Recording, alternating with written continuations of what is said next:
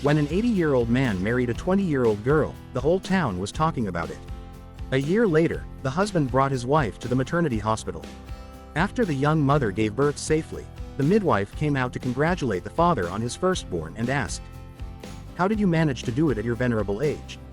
The old man smirked and replied, "The main thing is that the old motor was running smoothly."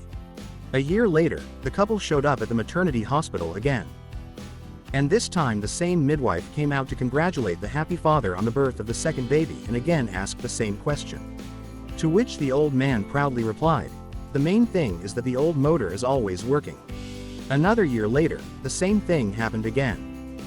And the same midwife asked the old man how he manages to make children so well at such a venerable age. But when he again mentioned the old motor, which was running non-stop, the midwife smiled, patted the gentleman on the back and said, "I think it's time to change the oil in the motor. The baby's black." An elderly couple decided to celebrate their 40th wedding anniversary in the area where they had spent their honeymoon. While driving through the countryside, they stopped near a high fence that encircled an old manor house. The woman turned to her husband with a request.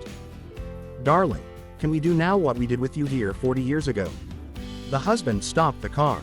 The wife leaned her back against the fence, and the couple made love with such passion as they had never made before. When they got back in the car, they drove on, and the husband asked, "Darling, I don't remember you being so mobile 40 years ago." "That's right, but 40 years ago this fence wasn't energized," the wife replied.